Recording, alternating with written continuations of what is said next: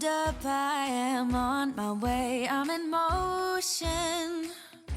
Let's go to the ocean. Yeah, let's go outside. We can hang out on the beach without freezing. Welcome to Crafty Beach. This is Julie. Today I have 20 Dollar Tree beach DIYs for you. I have a little bit of everything in today's video, and the coastal decor is great for year-round or for summer decor. So what we're going to do is start with 2 square signs. I have these 2 square signs from the Dollar Tree. You kind of want them to have a frame or a lip on them if you can, or a thicker sign, because you kind of want them to have like a little bit of a bottom. Now, unfortunately, these sides are really hard to come off, these particular signs from the Dollar Tree. And what I'm going to have to do is end up just using them upside down like that, because I need the ledges to be on the bottom.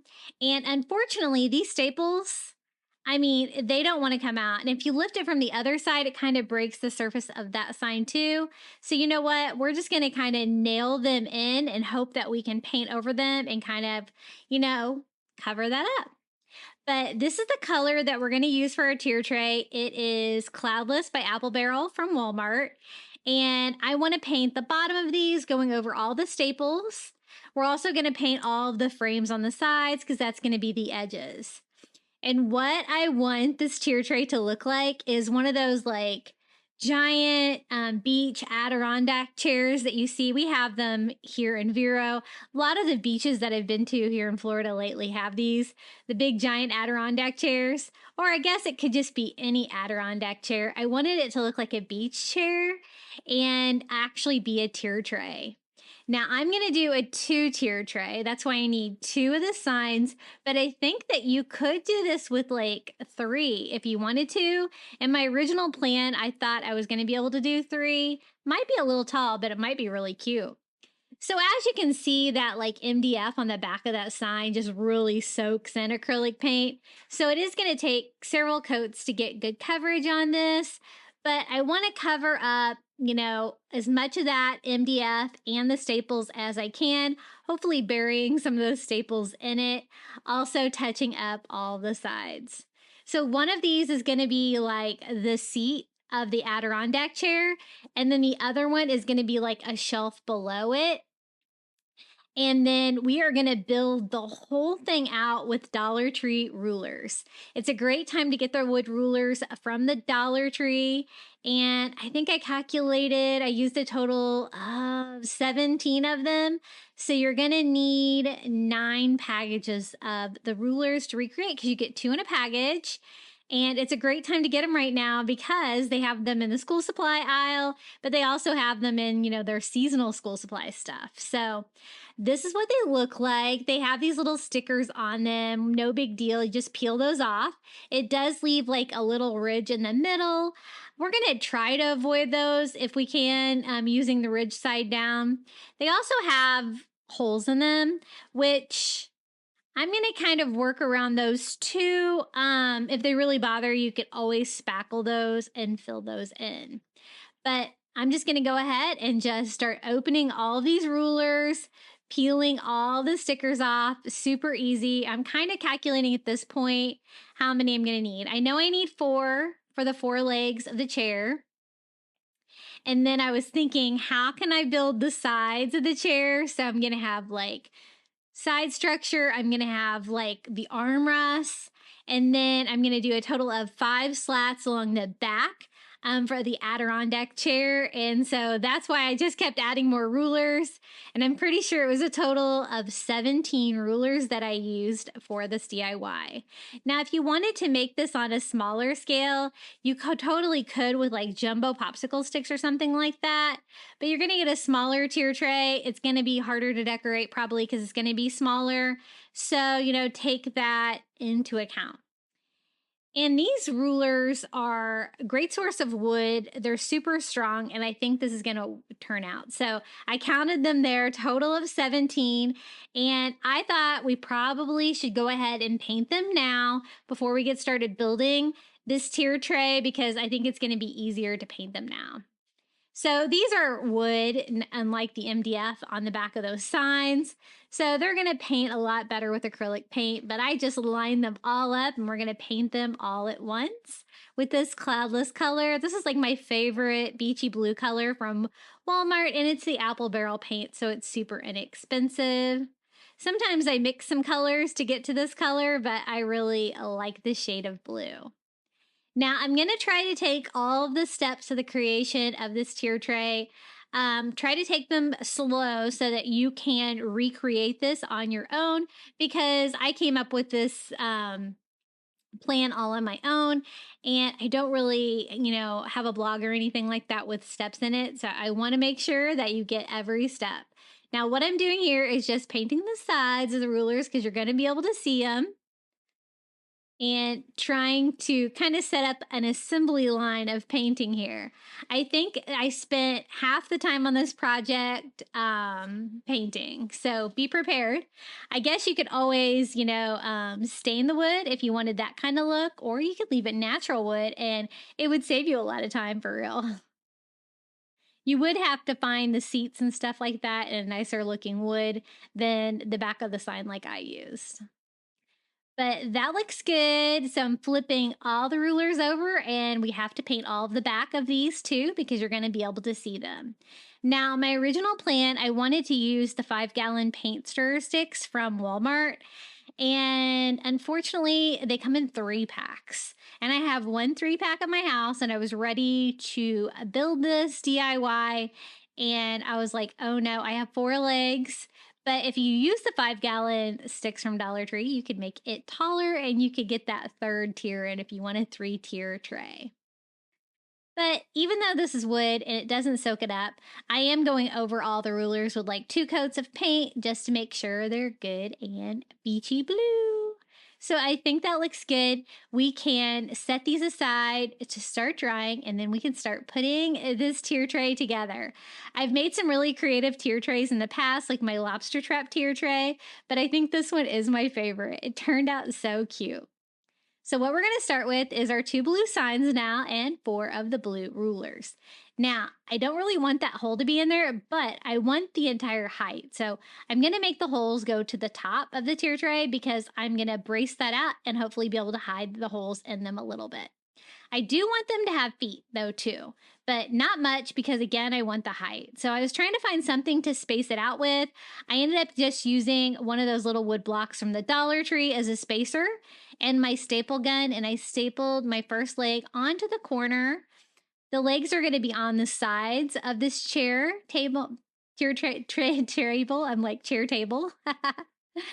And I'm going to use that wood block for a spacer to staple on the back one. Now, with the rest of the construction, I really tried hard to use hot glue and staples, make it a little bit stronger, but I just used staples on this one to get started. It just seemed easier. If you don't have a staple gun, you could always use like some small nails as well.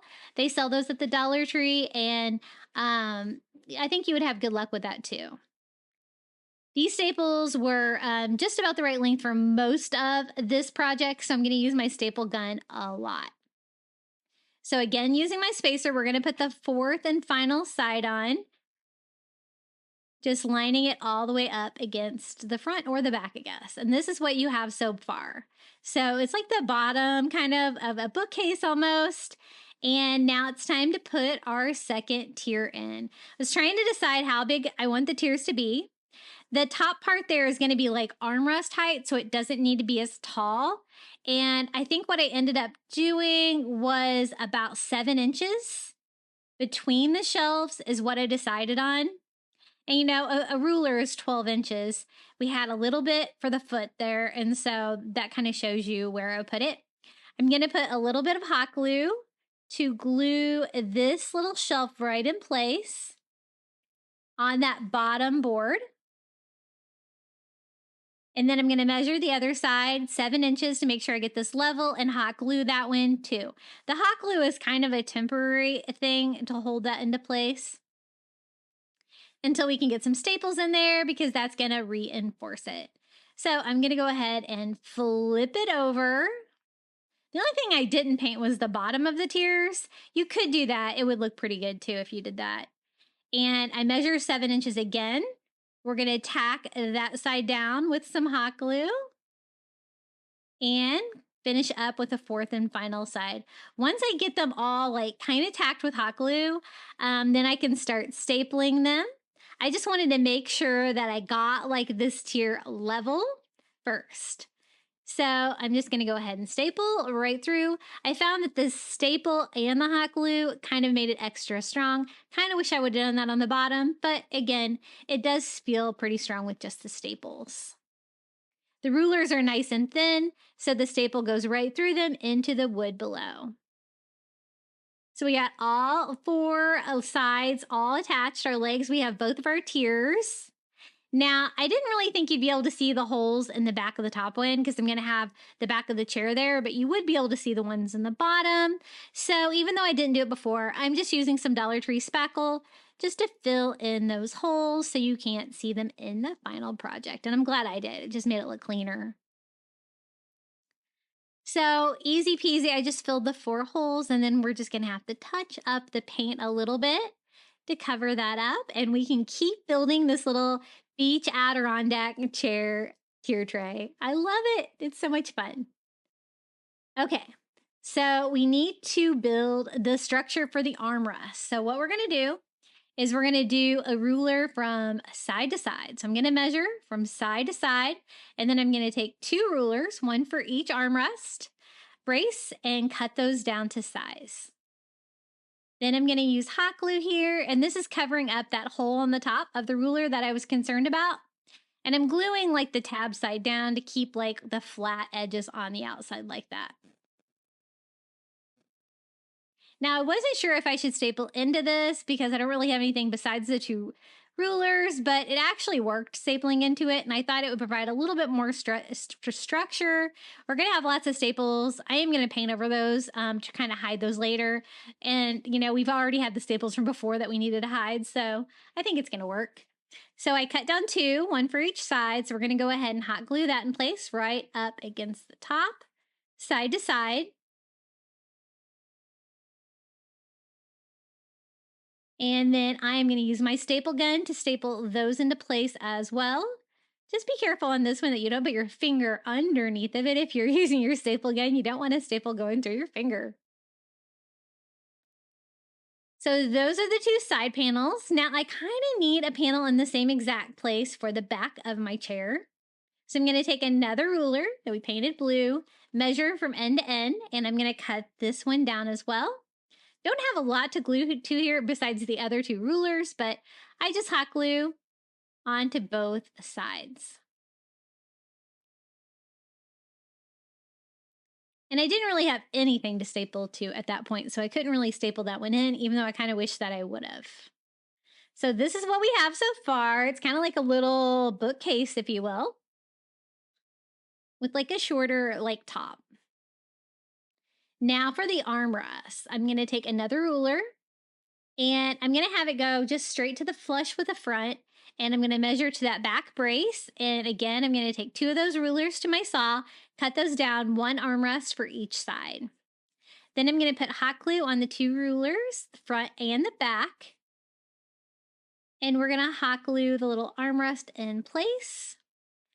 Nothing's really going to sit on this, so it doesn't have to be super strong. But what I did is I pushed the little ridge up against the ruler, so it's like that. There's a slight gap over the side, which overhangs, and it overhangs towards the middle of the chair where somebody would sit more. So we're going to do the same thing here on this side. Going to hot glue this in place, putting the tab on that ruler flush up against the other set of rulers. And this one, when I cut it, kind of chipped a little bit, but I'm going to hide that because it's going to be on the back of the chair. You won't be able to see it back there. Now for the back, it needs a little bit more structure than the 1 ruler. So I'm going to go ahead and cut down another piece to go flat as well. And it's going to give something for like the slats of the Adirondack chair to lean back against. So I'm just going to cut a ruler that will go from one of those armrests to the other, kind of fitting on the inside, not overlapping, because I don't want you to be able to see that on the sides. And I'm just going to attach that with hot glue, kind of pushing the ledge up against it as well. And again, I only had ruler to glue to here, so I'm going to try my best to make that as strong as possible. So I was thinking of something I could put in the gap, and I was thinking like one of these little dowels from the Dollar Tree would be great. So I put some hot glue there and then glued a dowel into place there to give something else for that to lean up against, because otherwise I didn't think it was going to be very sturdy. I also am going to use some hot glue on the corners to try to reinforce them as well, because I wasn't able to use any staples there. Then I thought, if I use some masking tape, I can make it a little bit stronger. So what I did is I took masking tape and I ripped the top, the bottom, and the sides. So it kind of has like a feathered ends. That way I can use the masking tape here. I can paint over that and it's going to kind of blend in with the wood. And you really have no idea it's there, but I think it's going to provide a little bit of extra stability than just the hot glue alone. So I'm going to do the same thing here on this side. And feathering the edges, like ripping the top, bottom, and the sides of that is kind of the key to get that to blend in. It's kind of like that wallpaper that you used to rip. I remember doing that in my master bedroom. We used to live in Philadelphia. And I think that is going to make that a lot stronger, but I don't want any of the stuff to be seen. So going to touch it up again with some of that cloudless paint, painting our dowel, the end of the ruler, and over all of the masking tape. And whenever you're building with Dollar Tree materials like this, whenever I do wood projects, I use masking tape a lot. I find that it does provide a lot of structure and you can get it to virtually disappear, kind of like this. And again, nothing's really going to be sitting up on that part of the chair in the final project, so I think it's going to be okay. I didn't really have too many edges to paint, but then I just went over and painted all of my staples that I just added to the chair that blue color too. Now it's time to form the back part of the Adirondack chair. So what I wanted to do was do like 5 slats going straight up like that, well, slanted back like that. So just trying those on for size, trying to figure out exactly how I'm going to do that. I don't want them to have holes in them. I think that will take away from the design. So I'm going to take 5 of them to my saw, and basically I'm just cutting the holes off. So they're going to be like, what, 11 inches maybe? And that's going to form the 5 back of the chair. And then the other 2, if you're wondering, are for the braces for the back of that. So I'm just going to mark how big this back part of the Adirondack chair can be. And then I'm going to go ahead and cut our 2 brace pieces down to that size, so I'll know exactly how big to make the back of it. That's why we needed 17 rulers. But in the end, I mean, I think this is really inexpensive to put together, considering how high end it looks at the end. So there is our 5 rulers with the holes cut off. And then we have our 2 braces. I'm going to have the notches go towards the back of the chair, so you won't be able to see them. And I'm trying to just space those out as evenly as I can just by sight. And then I am going to hot glue this ruler onto the back by doing 5 dots of hot glue and put it down probably about 3 inches. And then here is the other brace. We're going to do the same thing, 5 dots of hot glue, flip that over. Now, if you want to get fancy and curve the cut on the top of that, you could, but I'm not that great with the saw. I thought about stapling them because before I was able to staple through 2 of them, but I noticed it started to come through a little bit. So I think hot glue is going to be plenty to keep that strong.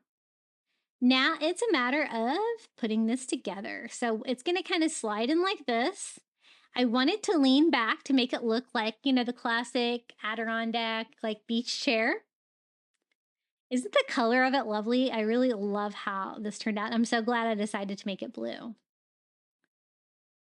So I need to attach that to that brace that we put in the back. I'm just trying to figure out exactly kind of how far back I want it to tilt and how I can attach that. So what I'm going to do is flip this over. The dowel worked really good before, so I'm going to use a dowel again for a little bit of structure for back here. So I'm going to hot glue that brace to this top ruler by using a wooden dowel to kind of glue it all together. Tilting it back like that. Now I want to make sure it stays in place, so I'm also going to take hot glue on the back of the bottom of each one of these rulers and glue those little panels of the chair to the shelf. It was kind of hard to get in there. I'm kind of spreading out the hot glue a little bit. And then, of course, we don't want to see that, so I'm just going to go in and touch that dowel up with some blue paint as well to make it kind of all blend in. Again, all that's going to be on the back, but of course, I still want it to look nice. I do a second row of hot glue on the bottom of these rulers to make sure they stay put, and that will all be hidden as well. And when you look at it, we have a little beach Adirondack Chair Tiered Tray. I had this vision in my mind all day and I couldn't wait to build it. That's why I couldn't even go to Walmart. I was like, no. I know I have Dollar Tree rulers because I stock up on them this time of year. And I absolutely love how this little beach chair tier tray turned out. Isn't this cute? Think of how many things you could do. Like for Christmas, you could put Santa in there. For Easter, you could have like an Easter bunny sit in there, or you can just load it down with beach decor. Isn't it cute? I love it. My son loves it. My husband's like, you made a baby chair. And I got very offended. I said, it's not a baby chair, but I'm glad I don't have any toddlers around because they might want to sit in it if they saw it. Now let me show you how I decorated it. I used a lot of items that were from the Shore Living line at Dollar Tree. Unfortunately, they got rid of this, my favorite line. But one of the things I used was a starfish. You can get these lots of other places too. I did want to show you how I decorated it though, just to give you some ideas of how you could decorate yours. So I just made the hanger on mine a little bit smaller to make it work for what I wanted to do here. And it's just a little wood starfish. You could always use a real one too. I want to hang it on the back of the chair. I thought that would be fun, give it some character. This is a shell dish that I found from the Dollar Tree. I'm wondering where you could find stuff like this now. I get a lot of my coastal stuff from thrift stores in my area. I also get stuff from Amazon, and I've been getting some stuff from Temu lately too, since Dollar Tree left us in the dark with this kind of stuff. But I'm going to show you how I decorated this one. This was just like a raw ceramic little dish. And so I just painted mine all over with some white acrylic paint. I wanted to kind of keep everything white or blue on this. And then I wanted it to be shiny, and I had some spray lacquer. So I thought I would give it a go and see if we can make it shiny. And I really kind of liked the look of that. I just sprayed that on there and kind of touched it up here in a few areas. I think that looks pretty good. We're going to add this to the tiered tray as well.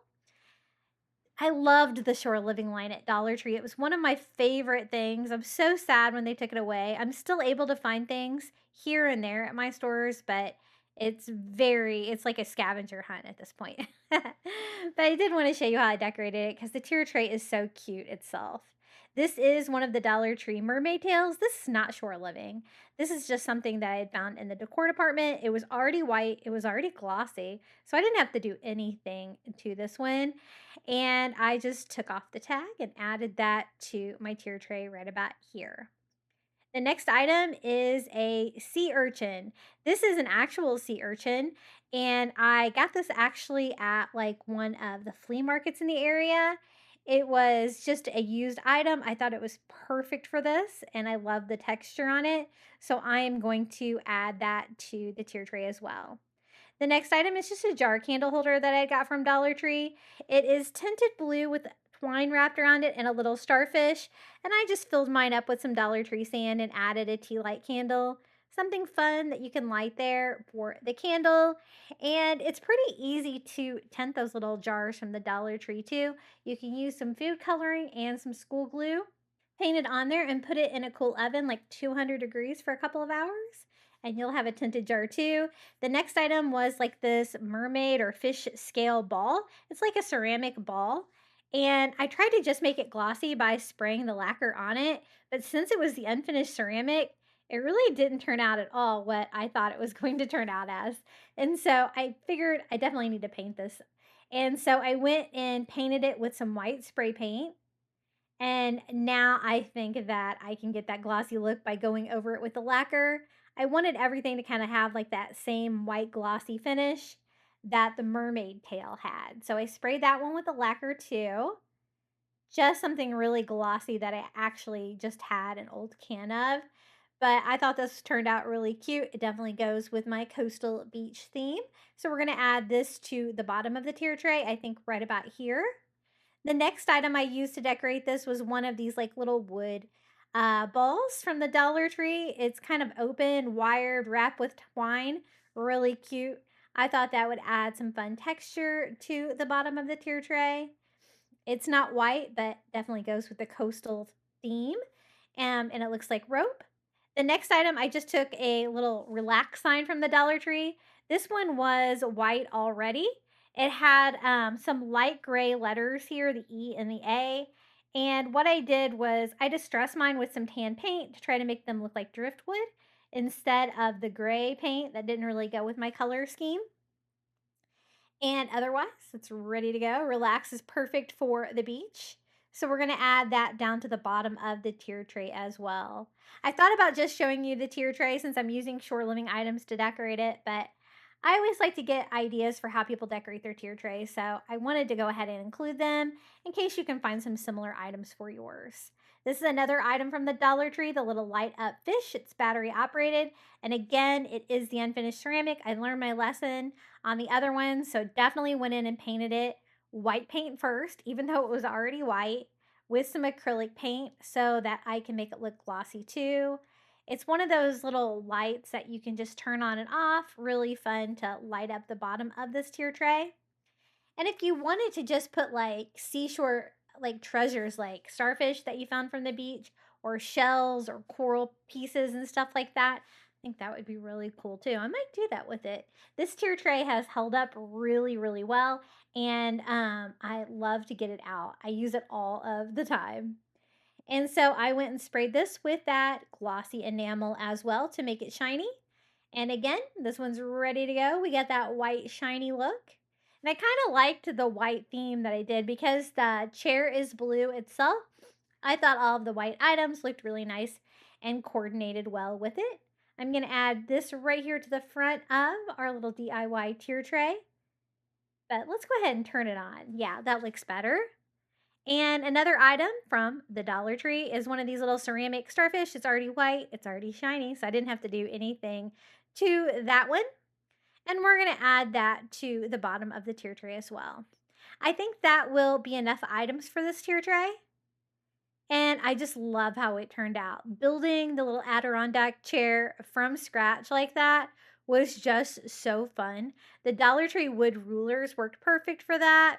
And if you can find something square like that for the base of your chair and for the bottom of it, that is going to provide a lot of structure for your tier tray. This is what it looks like all lit up. I have my candle lit. I have my little fish lit up here. Some taller items in the back would look really good too if you had them. Something with a little bit more height. I think that would look really cute too.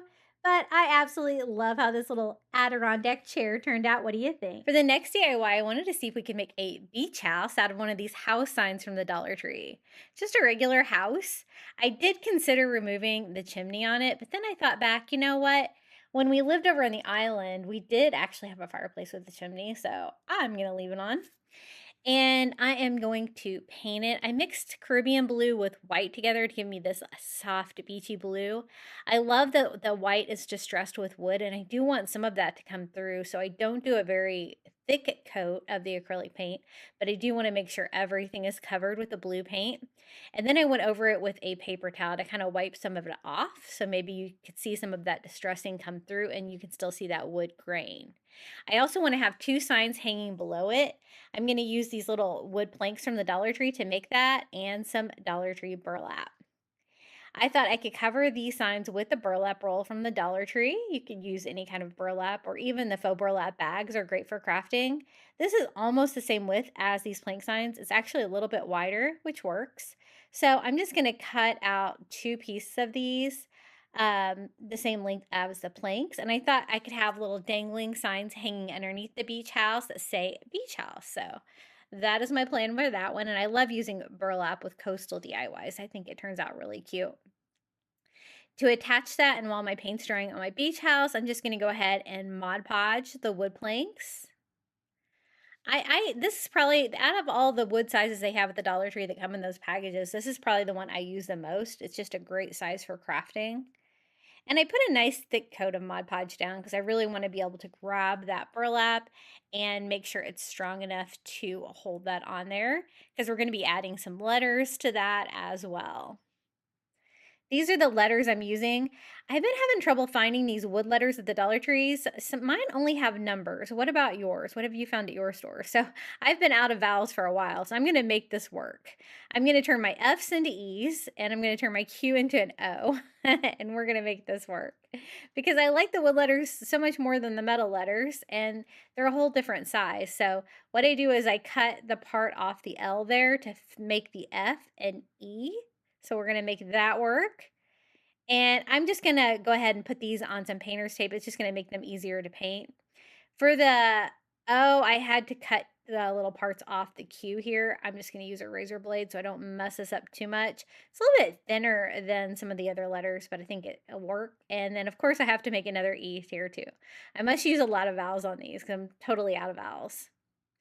Once I get those on the painter's tape and I have everything cut out to size, I'm just going to go ahead and paint everything with some white acrylic paint. I thought that would really pop against the burlap. And I'm just using a makeup sponge to paint. I find that works really good with the small, thinner signs from the Dollar Tree and letters and stuff like this. I used to be able to buy the little makeup sponges like this from the Dollar Tree, but I've been having trouble finding those as well. So I've been having to get those on Amazon, but they are super cheap. So we have all of our letters. I did go over them with a couple of coats of white to really make them pop, and they're going to fit on here. It's a little tight, especially with beach. I tried to center it by doing the center letter in the center, but I did find that, the letters are all different shapes. I did kind of go off the side here a little bit, but not too bad. I think that will work. And it's already glued down, so we're going to have to go with it. I decided to lay out all my letters for house first, though, so it wouldn't happen down here. And again, I'm just going to glue everything on with hot glue, and then we're going to start decorating our beach house. In my last coastal DIY video, I did a beach house, like a 3D version of a beach house, but this is going to be like a wall hanging of a beach house. I thought that'd be fun. For the window, I'm going to use one of these little chalkboard. They're on the little clothespins from the Dollar Tree. I thought that that'd be a nice size rectangle for a window. I do want to distress it, make it look beachy, so I do go over it with some white, distressing it, and just wiping off any excess with a baby wipe to go with the distressed feel. I did want a little bit different color and fabric for the roof, so I'm using that burlap roll to cut out the roof. My original plan was just to use the seams, but as you can see, the seam on this side is like not sewn well at all. So I'm just going to cut out little strips of burlap here that I think are going to be wide enough to cover the roof. And it's just going to give you like a little fun touch of burlap, but it's also going to provide the needed color change you need here for the roof. I'm going to leave the chimney blue. We are going to add a fun coastal touch to it as well, but I wanted to decorate it just like a simple little beach house with all kinds of like fun ideas. I did find some other items at Temu, some beach shapes since there's no shore living this year, and I will show those to you as well. And I am just going to reattach my hanger now. I can just go straight through that burlap. That's the original hanger that came with the house sign. And I don't really want my window to be black. I want it to be blue like glass, but I do want it to be a little bit darker than the house. So I left it black like that and then went over it with the same like Caribbean blue color that we used for the house itself, and hoping that that'll make a little bit darker shade of blue. For the beach door, I'm just going to make it out of popsicle sticks. I didn't really have anything that was the right size, so you know what? We're going to piece together 4 popsicle sticks. These are kind of the medium size ones, I guess. And I'm just cutting them with my scissors, straight line here at the top. And I can put them together over here on this side to do a door on our beach house. All I have to do is glue them down. I'm going to go ahead and glue them first before I cut them, just so I make sure that I cut them all the same um, length and there's like none that are kind of jagged. So I glued them on first and then went in with some heavy duty scissors there and just trimmed those down to size. Another coat of blue here on my window. It was a little darker than I wanted, and I can add the little window over here on the side. It's not a really big house. You could do 2 stories and have the window at the top if you wanted. I thought about doing that. And then I'm also going to make some window shutters with the popsicle sticks as well. I'm just going to cut them down to size into little shutters. They're the perfect width, the same popsicle sticks that we used for the door. Then I wanted there to be like a shell on the top of the house. These are from Temu. These little cutouts are really cute. They're very similar to the ones that they've had at the Dollar Tree and also the ones that they've had in the Crafter Square. So you could really use whatever you have. You could even use a real shell on there. I do want to paint the door white as well. So I go in there with my makeup sponge and white paint and do a couple of coats of white on that too. And also painting the shutters for the windows white. I wanted to stick with like that beachy blue and white and burlap color scheme for that, which works so great for coastal. I have a lot of that in my home decor. And if you're wondering, I do have every room in my house, except for my son's room, is done in coastal. But his bathroom is. And I just draw a window on with my white paint pen, really easy, and then hot glue a shutter on each side. The shutters are a little plain, but I am going to add some details to that as well. Just touching up my window frame, making it a little bit wider here. And I'm just going to use a blue Sharpie. I have like a light blue Sharpie from the Dollar Tree, and I'm just going to draw on some panels there for our shutters. And then go back over that, distressing that with a little bit of white, just to make that look coastal farmhouse distressed. I'm going to add the shell here to the top with a little bit of hot glue. And I thought there needed to be a little bit of definition, maybe a door frame around the door. So I just kind of sketched that onto the popsicle sticks with that same blue Sharpie, distressing that as well. Very cute. I think the door is the right scale. It does need a doorknob, so I'm going to use a little wood bead from the Dollar Tree. I'm just going to fill in the hole with some spackle and glue this on right where your doorknob would be. It does kind of dent in a little bit where I filled it in with spackle, but I kind of like that. It almost makes it look like a lock on the doorknob. And then I painted that white acrylic as well to kind of blend in with our little beach door. It's looking really cute. I didn't want the window to look like glass, so I added a little white paint at diagonal angle. For the chimney, I wanted to use some of this netting material. I got this mesh ribbon at Amazon. I have this linked in my Amazon shop down below. And I'm going to use that for the chimney. I think that's going to be a fun little touch just to make it look a little bit different, but add a coastal element to it as well. I think it makes great fishnet. You can also use the mesh ribbon from the Dollar Tree. I wanted something coastal to decorate my door, something to size. These are the little crafter square shapes of an anchor. They are tie-dye, and I want mine to look a little bit more coastal farmhouse. So I just flipped it over and actually distressed the anchor with white paint here on the back to kind of make it look like distressed wood. And it's a perfect scale, I think, to decorate my little beach door. I'm just going to glue that on here. Half the fun in your beach house is decorating it. I thought it needed more coastal touches, and I found these cutouts in a smaller size from Temu as well. I wanted white ones, so I'm going to do fish and starfish across to really add the coastal beach feel to this, but really stay with those neutral colors, the white and the blues. And I just attached those in a row across the top of our beach house, and now I think we can start putting this together. I'm going to flip everything over, and I'm just going to use twine and hot glue to attach the little signs that are going to dangle down below. I love a dangly sign like this. I think it's really fun. My wood on both projects I don't think is thick enough for my staple gun, which is why I'm using hot glue, but it seems strong enough. I just cut out 2 pieces of twine and glued my signs together, and then I'm going to glue that, trying to make sure that I hang that level when I attach that to the back of my house sign. And there it is, our little beach house sign. I think it turned out really cute. What do you guys think about this one? If you're enjoying today's video, be sure to hit that like button. If you haven't subscribed to my channel, I would really appreciate it. About half of you guys are not even subscribed. And if you're watching on your iPhone or your phone today, be sure to hype this video. It helps my videos get out to more people. I love this little beach house. I think it's really cute for summer or coastal decor. This is a DIY you guys have been asking me to do for a while, and I finally figured out a way. We're gonna DIY coral. I'm gonna use one of these little foam pieces from the Dollar Tree. At first, I thought I was gonna have to weigh it down with one of those wood discs at the bottom, but it ended up being heavy enough on its own to not need that.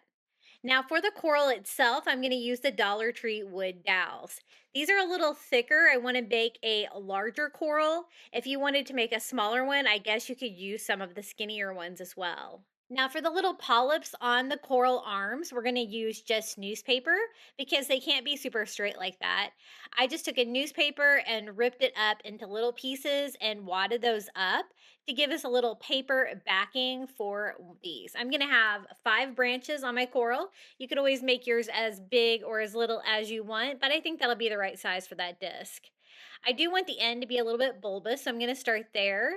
And I'm going to cover everything with masking tape. So I put the newspaper on there, kind of like a bumpy shape there at the end, and make sure that all of my paper is covered with masking tape. That's going to help protect the paper a little bit when we go to put this all together. I wanted to make coral with just using supplies from the Dollar Tree. Everything is going to be from the Dollar Tree except for the school glue, but you could always buy that there. I just find it cheaper at Target for their back to school sales. So I want another branch here. I want them to branch out like coral do on each side a little bit randomly. And so I just choose different sizes of the newspaper that I've wadded up. I tape to the dowel and then I go around the newspaper like that. And I don't want my pieces too long because they tended to get a little bit stuck on themselves, but as long as I could do without starting a new piece. And these are pretty long dowels. I'm just going ahead and leaving them long like that until I figure out exactly how tall I want it to be. This is going to be my centerpiece, which is going to be the longest. I'm just going to cut my dowels with my miter scissors. I got those on Amazon and I love those for cutting dowels. I think that one looks pretty good. We can start on our second branch. I don't want them to be necessarily symmetrical, but I do want them all to have like bulbous ends here at the end, like coral looks. And there's so many different kinds of coral.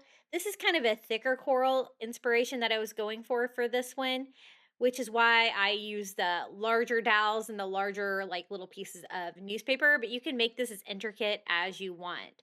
I've seen people make coral using wire, but I could not really find any good sources of wire from Dollar Tree that's thick enough, that would be strong enough to hold this up. But if you're doing a more delicate coral, I think wire might work well. I thought that the wood dowels would just make this whole thing stronger. So I think they're going to make good branches. And the fact that we can add the newspaper like this makes them have more of that coral look. So I want this one to be a little bit shorter than the middle piece. So I'm going to go ahead and cut that one down as well. And then I'm going to do a third one that is about the same length as that one. So again, just newspaper, just random small pieces. I wad it up and I start at the top. This was a little bit time consuming to put together, but I absolutely love how it turned out. I know you guys have been asking me for a way to make your own coral, and I'm so glad I figured out a way. I was trying to determine a way to make it with supplies from the Dollar Tree. Like a lot of them call for joint compound, different things that Dollar Tree doesn't have. But I used baking soda grout for a Easter egg mosaic that turned out wonderfully. So it gave me the idea to try to make this coral with baking soda and glue.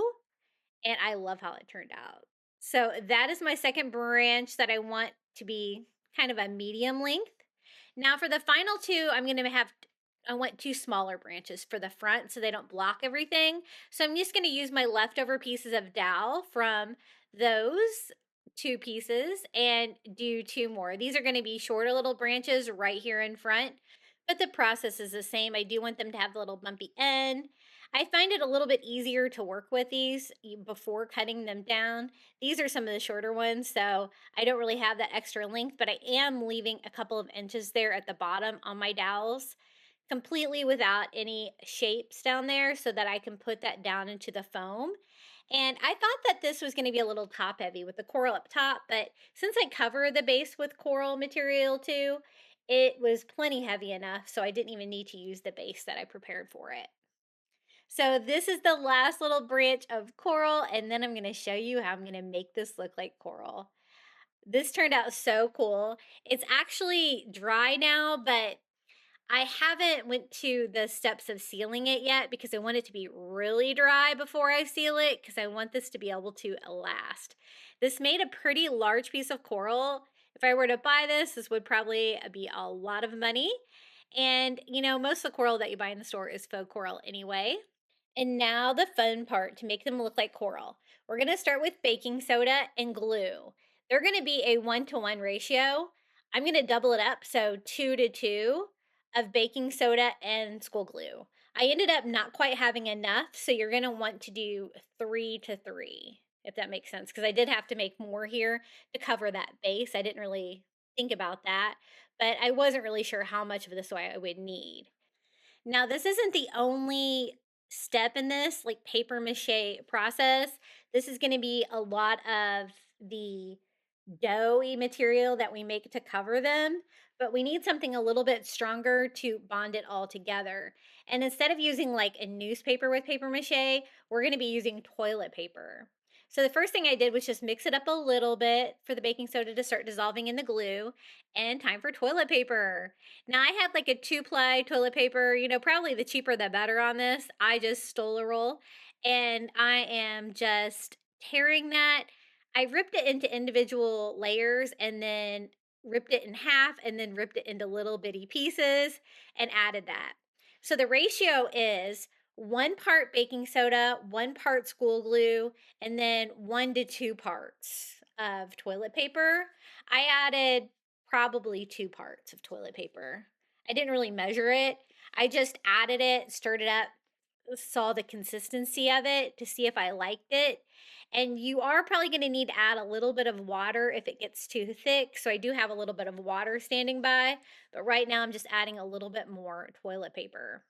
Now I was worried my toilet paper had like a pattern on it, but the toilet paper fibers are so short, it dissolved right away in this to make like a paper pulp. I added a little bit of water because it was a little too thick. I think I added a little bit too much water. I did have to thicken it up here in a little bit. But we're going to start with our largest branch of coral first. And I'm just grabbing it and shaping it onto the coral. That's when I noticed it probably could be a little bit thicker. So to do that, I just added a little bit more baking soda to it to see if that made a difference. And it was a little bit thicker, but I think it could be even more thicker. You're going to want it like almost like a Play-Doh consistency, I think, for it to really keep its shape. So I added a tiny bit more baking soda to mine. I probably shouldn't have added so much water, and that was the perfect consistency. So again, I want to cover all of the little branches of the coral. I want to try to cover up all of the masking tape and all of the wood dowel if I can. And the bumpier the better on this. We are going to texturize this to make it look more like coral, but I think that will work. This is going to be the middle piece. I'm going to put this one right in the middle. I went ahead and tried it out for size. I think that's going to work right there in the middle of the foam piece. And we're going to keep building. So I just grab another branch of coral and just start shaping that around. I was really impressed with how well this held up. It did take several hours, probably overnight, for it to dry completely. Today it is dry, but I don't know if it's really dry on the inside yet, which is why I haven't sealed mine yet. So there's our second branch, and we're just going to keep building.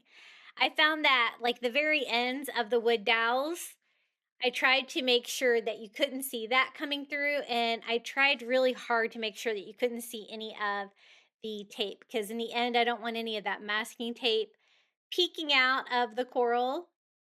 And I think that looks pretty good. We have two more branches, and these are our smaller ones here in front. I want this to look like a branching coral, so it's going to have a coral base as well, which is what is going to be the little green foam piece. Now, I decided to leave mine white to kind of look a little bit like a bleached coral, but I think that you could paint this. I'll show you how I texturize it. I might make some changes to mine if I were going to paint this. My husband thought I should paint it, but I really liked it white, and I have like a light blue and white theme in my house, and I have a lot of blue coral, and I don't really have any white. Okay, now it's time to texturize it. I'm going to do that with white sand from the Dollar Tree. I chose white sand because I want my coral to be white. That way I won't have to paint anything. And then I'm also going to texturize it with an old toothbrush. That gives it that little prickly texture on there. I think the sand ended up giving mine more texture than this. But if you were going to paint yours, I would use less sand because that's going to be a little bit harder to paint, I think. I'm not sure. I haven't sealed mine yet, but I think that mine has a lot of texture because of the sand, because I did add a lot of sand to it, but texturing it with the toothbrush worked well too. And that might have helped push the sand down into the wet, I don't know what to call this, like paper mache. And I do the same thing here for the second one, just sprinkling white sand all over and texturizing it all over to look super bumpy like coral. So this is my second piece. I'm going to go ahead and use a screwdriver to poke some holes in here. It was about the same size as my wood dowel, and adding a little hot glue into the hole first to make sure that the branches stay in place and they are good and sturdy. When I did push them in there, I did make sure to repair any damage I did to the end. Pushing it down, I don't want that dowel poking out at all. So I did the largest one in the middle, one of the medium ones in the back. This is the other medium one that I texturized with sand, and I'm going to put that in the back as well. And we can do the two shorter ones in the front. So again, I just poke a hole in the foam, put some hot glue in there, and add our coral branch. You can make them go out whatever direction you think is going to look good. And the great thing about this project is that it's so customizable. You can really make your coral look however you want. And I have a lot of coral in my house that I've purchased, all different kinds. I think this is going to be a great addition, and it was so much fun to DIY it myself. So this is one of the shorter branches. I'm going to have it kind of go off to the side a little bit like that. I think that makes more sense. But I do want you to be able to see everything. While it's still wet like this, you can still kind of mold it a little bit if you need to. And then this is the last piece of coral. Now, right now, you can see the wood dowels at the bottom a little bit, and you can see all that green foam. But we're going to cover all of that with the paper mache too. So last piece is going to be right here in front. And this is where I didn't have enough of the paper mache. And who knew you could make something so beautiful out of toilet paper and glue and baking soda, right? This is how much I have left, which is not going to be enough, but I can start filling in the top of the foam there in between the pieces to make it look like it's all one piece of coral. And then I'm just going to have to mix up a little bit more. I guess it's good to have too little than too much, I guess. I didn't have to waste any materials. So I did another 1-to-1 of the baking soda to school glue, and then added, of course, more of the toilet paper. I think the toilet paper is a really important part for this, for stability, to help hold everything together with those paper fibers. And I like the fact that I can just leave mine snowy white like this, and I didn't have to paint it. So that looks pretty good. I added a tiny bit of water to mine, maybe a little bit more baking soda. you're just kind of working with it to get it the right consistency. And then I just start grabbing pieces of that, working that around the foam base. I really like it without a base on it. Like I was going to do a wood base or an acrylic base there at the bottom, but I really like it just on its own like this. So what we're going to do is now add the sand and texturize what we just added. So I just sprinkle sand in between while it's still wet and sand all around the edges. And then I'll go in there with my toothbrush as well to help texturize it. The toothbrush was definitely a time saver because you could really get a lot of little holes poked in it at the same time without having to kind of poke it over and over again with a skewer or something like that. So I just built up mine a little bit more here with my extra paper mache that I had, anywhere that I thought you might be able to see a little bit of the masking tape or the dowel coming through, or if I just wanted an extra area. But it is completely done. I'm going to set it aside and let it dry. It is partially set up here enough where I was like, oh, this is heavy. This does not need a base at all. But look at that really cool texture on there. I actually displayed this with other coral that I have bought, and like seashells. I have that all in my entryway table, the bottom shelves, and it looks really good there. I love how this turned out. It was really fun to create. I wasn't sure at first if I was going to be able to pull it off with the DIY coral, but I absolutely love how it turned out. The sand was actually the trick to give me that fun texture. Okay, for the next DIY, we're going to get really creative. I picked up one of these wall shelves from the Dollar Tree. These are great for DIY projects, and they're just plain wood boards, but they're nice and thick. There's no bowing or anything like that, and they're ready to paint or stain for whatever kind of project you want to make. I just need one of these today because I want to make like a long, skinny sign. And for it, I want a very abstract, like ocean or intercoastal scene. So I'm going to use a couple colors of blue that are really close together. This one is Caribbean blue, and the other one is cloudless. As you can see, I just did like the Caribbean blue for the water. I'm doing cloudless for the sky. And then I just kind of blend in between. I want it to be just a foggy day where you can't really tell the difference between the ocean and the sky. Just something really abstract. It looks like the ocean, but it's not going to take away from all the cute stuff we're going to do on the front of this sign. Now I just need to make a simple hanger because I want this to be a hanging sign. This is the Walmart twine. It's a little bit thicker than the twine from the Dollar Tree. And I'm just going to feed that from the back of the sign, knotting it into the front to make a simple hanger for this. And we're also going to be using a lot of twine to try to recreate like a dock scene on here with some of that driftwood that I found at the beach. Now, if you don't have a source for driftwood, you can always use sticks or whatever you can find locally in your area. And it would be a really similar result. Now for the bottom here, there's also holes in the bottom. So what I'm going to do is feed it in the other direction, knotting it on the back like that, and that gives me some twine to start with our project. Now, this is the driftwood that I found. I tried to choose pieces that were about the same diameter, and what I wanted to do is I want it to look like a dock with like nautical pilings that we can have like little shorebirds sitting on. So I'm going to take some of that driftwood and I'm just going to cut it down into some little poles like this with flat tops and, you know, flat bottoms if I can get it, just by using my saw to cut different pieces until I'm happy with it. And I kind of like that some of them are irregular shape. That kind of adds to the appeal. I take my twine and I wrap it around it a couple of times to represent like the rope and the poles at the dock. And then what I'm going to do is just secure this in place by hot gluing the twine to the back of the driftwood so that stays in place.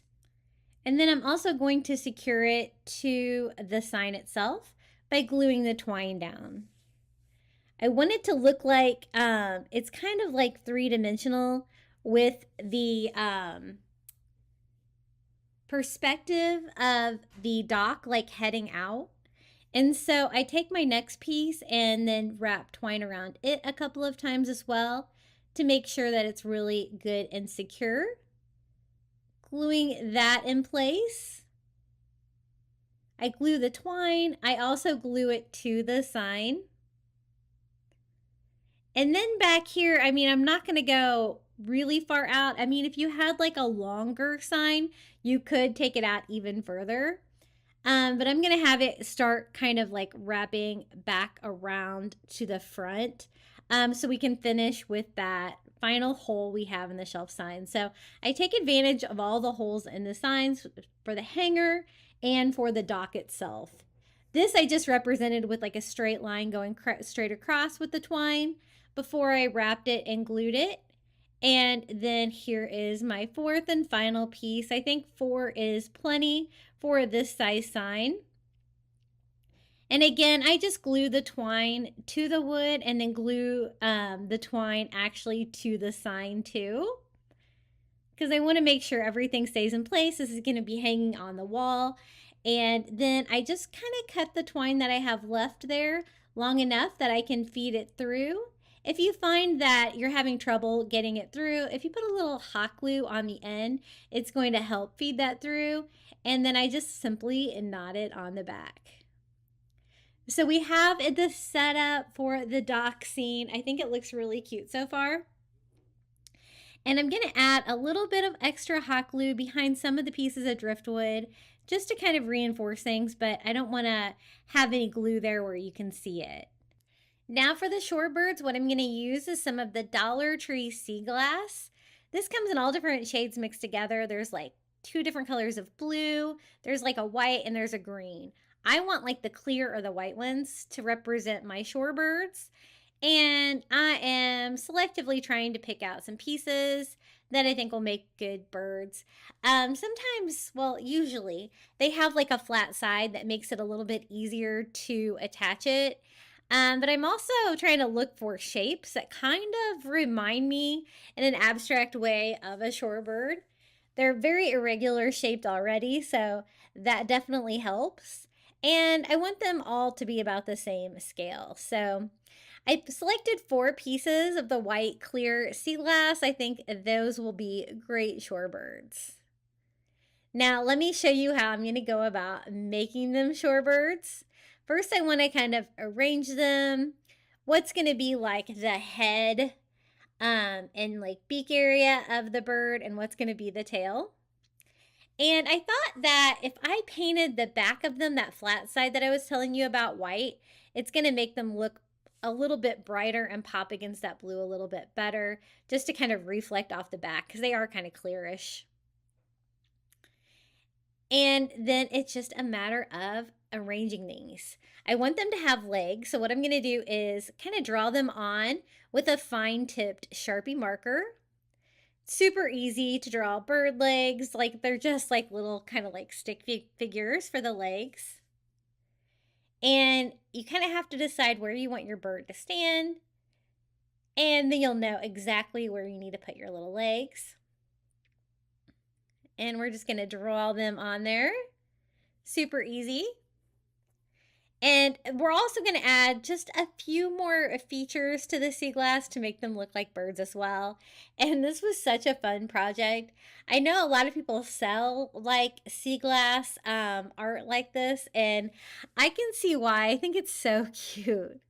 I also used that fine tip Sharpie to draw a little dot on each one of them for an eye, about where I think an eye would be, where I think their head would be. And then also on the sign itself, I'm just going to use an orange Sharpie to draw on a little orange beak that's going to kind of peek out from behind the sea glass. So really the only thing I can attach to the sea glass itself is the eye. The rest of it, I'm just doing it on the background sign. And then it's just a matter of hot gluing each one down right where they should go to make them look like little birds. Isn't that so cute? I think this is such a fun idea. Everything was from the Dollar Tree except for the driftwood, which was free from the beach. And it was so easy to put together and very whimsical. Isn't that cute? You could do so many different things with the sea glass. But I think shorebirds is perfect. They really kind of look like it, don't they? It was really easy to do by just giving them a little beak, an eye, two little legs. You can make your little nautical pilings out of driftwood, sticks, even like wood stems from the Dollar Tree might work for that. But I really love how this turned out. I have this one hanging in my living room, which is coastal year round, and I absolutely love looking at it. Okay, the next beach DIY, we're going to make a coastal candle. I love candles. This is one of the Dollar Tree long candles. I picked it up in this color because it reminded me of the ocean, a nice beachy blue color. When you remove the adhesive, it does leave some stickiness on there. So I'm just going to clean everything up so I have a clean surface to work with, put that glue away, and kind of wipe all of that off too so it's not super oily. And what I wanted to do was kind of wrap this in some like burlaps and netting and make it look really coastal and fun. So I'm going to use one of the burlap rolls from the Dollar Tree. It's a brand new roll, so I just kind of cut it to kind of give me a raw edge there. And I want to cover most of it. It's kind of a skinny burlap roll, but I'm going to kind of piece it together here.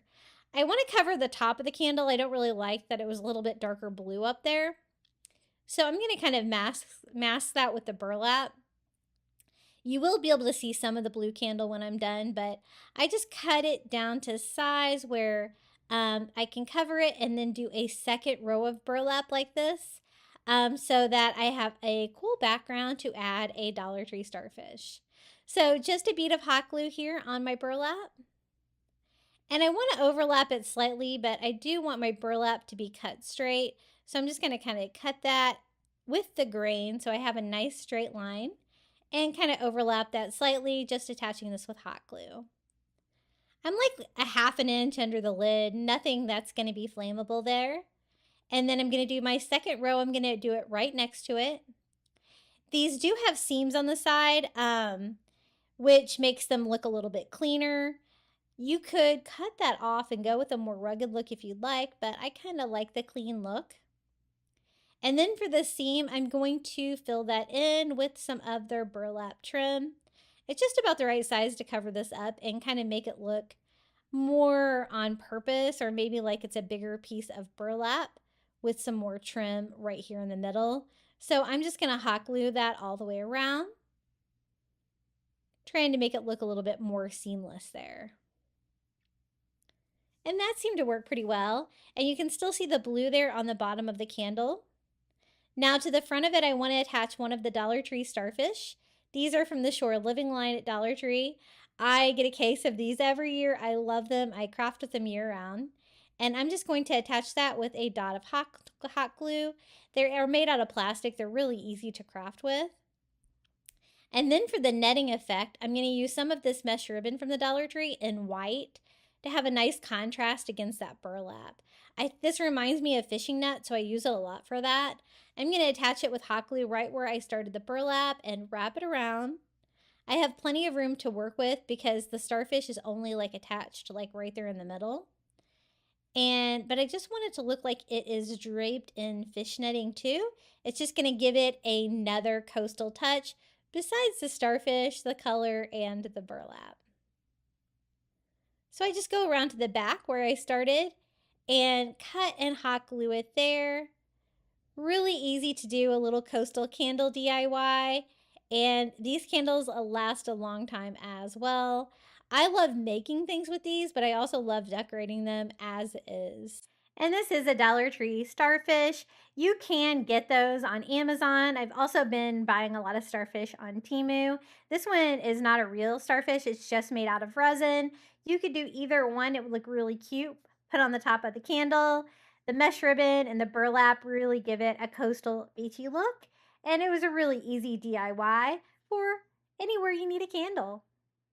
Okay, you guys remember these? We're using them again because I wanted to make another sign, and I love making my own signs with these shells from the Dollar Tree because you can make a sign exactly the size that you want. You don't have to cover up any like old Dollar Tree sign with glitter and stuff on there. You know what I'm talking about? So this one is going to be a little smaller. then the seahorse sign, and so I'm only going to need 2 of them. These have a nice wood grain too. Now, I just bought some more of these today at Dollar Tree, and they are that plain raw wood that you usually get at the Crafter Square. But I'm totally digging the wood grain. I wish I could find more of those. I'm sure I can. I've been finding these pretty consistently at all of my Dollar Trees. Now, this one I wanted to go lighter, so I'm using the Caribbean blue acrylic, but I'm mixing it half and half with white to give me that soft beachy blue. I love that. And I'm going to go ahead and kind of paint both boards, but I don't want full coverage. I want like some of that wood showing through. And we're going to make another coastal beach creature sign. This one turned out so cute. I made this initially to go outside, but you know what? I think I might be able to use this inside because it's adorable. So I got them both painted. I was waiting on my heat gun to get hot, or my hot glue gun to get hot, and I just went ahead and painted them first, and now we're just going to hot glue the two together. Just an easy sign. Now on this one, I'm going to make a sea turtle. So I'm going to use this rope from the Dollar Tree. This is the thinner brown rope. And I thought we could do like a rope sea turtle on the sign and use another one of the wood slices from the Dollar Tree for its shell. So this was really fun. It was a little experimental, but it totally turned out. You know, I'm not going to miss an opportunity to make a sea turtle because I love a sea turtle. So I kind of cut off enough rope. I think that's going to make the outer shell. And it is a little fuzzy, so I'm just going to burn off any of the fibers that are sticking out there just with a lighter. And then I'm going to kind of start in this corner and kind of do like the pointy shape of like a sea turtle tail back here. I don't actually make the sea turtle tail separately. I just kind of point it back there just to make it a little bit easier. And then I want like the sea turtle shell to go up and then come down and point there at the tail. So I just go ahead and glue down the tail part first. And then it's a little tricky to get this to lay out how I want it. So I'm kind of just gluing one part at a time. I glue the top of its shell right there. And then I can kind of work my way down and glue around the right side of the shell there. And I kind of wanted it at an angle like this because I want it to look like the little sea turtle is swimming. So we got that all glued down. And then I want to go in and do like a inner ring here to kind of give it a little bit more definition. So I'm going to need enough rope to go around it and loop again. That's going to kind of give it the tail shape, but it's also going to give it just a little bit more structure around the edges. I do want like some of the blue to shine through though, through it, like his tail's going to look blue there. And like his like flippers and head will look blue because that's like what's underneath of the rope. But that's cool. That's kind of what I wanted. So leaving like a little 1/2-inch border around the outside of the shell, I'm just going in again and doing a separate ring like that. Now it's time to make little sea turtle flippers. So I just cut down some rope about the size of a sea turtle little flipper. And using hot glue, we're just kind of try to create that shape here in the back over on the side of the tail and do the back flippers. Now when I cut that one down, I cut a second one the same size so that they would be about the same length. I didn't give myself quite as much room over here for this flipper, but I think it's gonna fit, but just barely. And if it needs to hang off, it can just look like it's swimming, it's fine. But I did the blue background because I wanted it to look like it's swimming kind of in the ocean, right? So we're gonna do the same thing here on the front of our sea turtle. I cut down 2 more pieces of rope and then just using hot glue to get that shape. You could also use like the wired jute from the Dollar Tree, but it's gonna be thinner. And I kind of wanted this all to be like made out of the same kind of rope. That rope can be a little bit messy. I have to keep kind of dropping the fibers out of it because I want to make sure that doesn't get glued down. And whenever you're doing a sea turtle flipper, you just kind of want to get it that little pointy look, and that kind of makes it look like a sea turtle flipper. When we went to, let's see, when we went to the Virgin Islands, we went to, I think it was called Coral World, and my son and I got to go swim with the sea turtle in this like pool on the ocean, like a adult sea turtle, and we got to touch it and pet it and do all these things. It was like the fundraiser to save sea turtles, because normally that's not a thing that you get to do, and it was amazing. Okay, so these are the wood slices we're going to try to use for the shells. I thought since these were round, these would be perfect for like little scoots for the back of the seashell, so we could do like a little pattern. Now, I didn't really plan this out first. Maybe I should have, but I got pretty lucky about them fitting in here. I'm just trying to see how many I can fit in there, and I think that looks pretty good. So I think we came out pretty good, but it's kind of like a puzzle. You got to get it to fit. You might want to lay those out first and kind of draw on your lines. But it worked. Now, these wood slices are from the Dollar Tree, and I'm just going to attach them all to my turtle with hot glue, kind of trying to work a little bit in rows. Some of the rows are going to be a little bit curved, though. If you can't find these at your Dollar Tree, I think it would be pretty easy to make this with like any kind of a larger dowel, or even maybe even like a plunger handle from the Dollar Tree if you were to cut it down into slices. You might need to stain it a little bit though to get like this beautiful finish. These are already kind of stained, right? And just hot gluing them all down. And now we have our little turtle shell. Now, I thought it looked a little plain. It needed something, right? So I had that grass skirt left over from our seahorse DIY, and I thought, ooh, yeah, he needs like some seagrass that looks like he's swimming through. So we're going to use that grass skirt to kind of simulate seagrass. So again, I just pulled the knot off the twine of the grass skirt.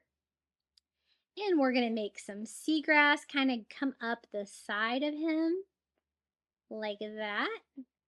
And it always looks good when you kind of cut it like random heights too. I don't want to cover up the shape of the sea turtle. I want it to look like he's in front of the sea turtle. So like on this one, I'm going to cut it off when it gets to like his fin.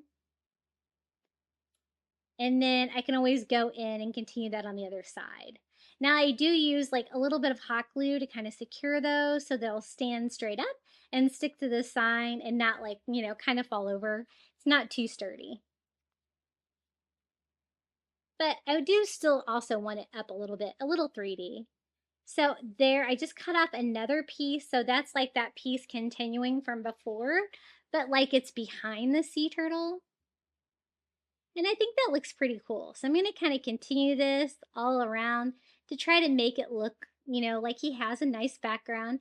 I do like that I didn't paint all of the wood, so like I do have a little bit of that wood coming through too. I think that is a nice coastal touch. So we have like 3 groups of like seaweed over there, and then we can also do some over here. And again, when I cut them, sometimes I cut some of them short, some of them long, and I kind of just do like a couple tiny dots of hot glue to kind of keep them in place and make them go exactly where I want them to. That one's going to need to be really short. This one here, short as well. And then I kind of want to fill this in a little bit just to make it look consistent. And I think that looks pretty good. And then I'm going to put a little bit more over here. And I'm loving him. I'm not going to make a hanger for him because I was planning on putting him outside. But you know what? Maybe I need to put a hanger on him because outside I'm going to have to drill into the side of the wall. I don't know where I'm going to put him. But isn't he cute? Is there a little wood slice and rope sea turtle? Making the sea turtle out of the rope itself was pretty easy to do. You could get really creative. There's lots of items that you could use to do the shell. I do like how these wood slices turned out. You could always take like a dowel or even like a plunger handle from the Dollar Tree and cut it down into chips like this too for crafting, and you can even stain them a little bit to give them some character. Okay, for the next DIY, I wanted to do a mini like beach wreath. I'm going to start with one of the green foam wreath forms from the Dollar Tree and some of the nautical rope. Again, I'm trying to use like you have to like match up the length on them so that you get the same exact rope when you're doing a project like this where you want it to all be the same. And just removing the tape from the end, we're going to cover this with rope to make it look like a life preserver. So this is kind of a different way of wrapping the wreaths with rope without going through it, because that can be quite daunting, wrapping it through it. And this way was actually way easier. So I start by hot gluing it to the green foam. You don't have to cover the back of it, I guess, unless you want to. You're not going to be able to see it back there. So why do it? So I'm just doing enough to make it just flat. That's why I'm laying it down, just to make sure that I'm getting it in the right place as I'm gluing the rope on. I did about halfway around until I kind of got a feel of where I needed to start. And then I can just keep hot gluing this around. And we're going to cover it just doing rings. So once I get all the way around, I just continue with the same piece of rope and just keep hot gluing this on. I did go ahead and remove the tape from the end, so I'd be ready to start and stop whenever I run out of rope. I chose the thicker rope that I could find because it's going to be less times going around, but again, you're going to get a lot shorter length on it. So either one would look good, but that was my strategy on this one. So I have 3 packages and I was worried that I wasn't going to have enough, but I actually did. So I start and stop here. And I'm going to start and stop in the same place. That way I can hide it, because I told you I'm going to kind of make it look like a life preserver. So there's going to be 4 areas that are going to be wrapped with rope. And I just continue this, hot gluing this all the way around, trying to keep it tight with the rope next to it, because I don't want any of that green foam wreath to show through. I wish they had this wreath form in a larger size at Dollar Tree, because I find the size can be a little restrictive. It's not as big as I like for a wreath, but I think it's going to make a really cute little mini wreath. And I wanted something to display the Dollar Tree Shore Living Mermaid tag sign on. So this is going to provide a great background. So this is my 3rd package of that rope, and I just continue on. What I want to do is cover the inside of the ring. And again, you don't have to do the back. You just need enough for everything that's going to be visible from the front. But since I've already started with this package of rope, and it's going to be close to the right length that I need, I just kind of go with it and just keep lining the inside. And so as you can see, the back of it is still going to be a green foam wreath, but that's totally fine. So I went ahead and used all of the rope, and I kind of made my seam here the same place I made all of my other seams, right there at the bottom. Once I got it all on there, just like the planter, you just have to burn off your fuzzies, because this Dollar Tree rope can be a little rough. You can try trimming it off with scissors too, but a lighter does a pretty good job of getting all of those little stray hairs and stuff that you see there and just making it look a lot better. I've made a lot of like life buoy or life preserver wreaths, and I've never made one like this with ropes, and I think it turned out really cute. So for the other section, I'm going to use some of the thinner brown rope just because that's what I had. It doesn't really matter. But I'm going to start my seam area because I definitely know that I want to have it wrapped here. And I just start by hot gluing it to the back. And then as you can see, this is like the traditional like kind of wrapping method that you need if you're going to wrap a wreath, where you have to take the whole package of rope through. And I do that 4 times to provide 4 loops like that. I think that's plenty wide enough. Then I'm just going to glue this down, cut this here on the back.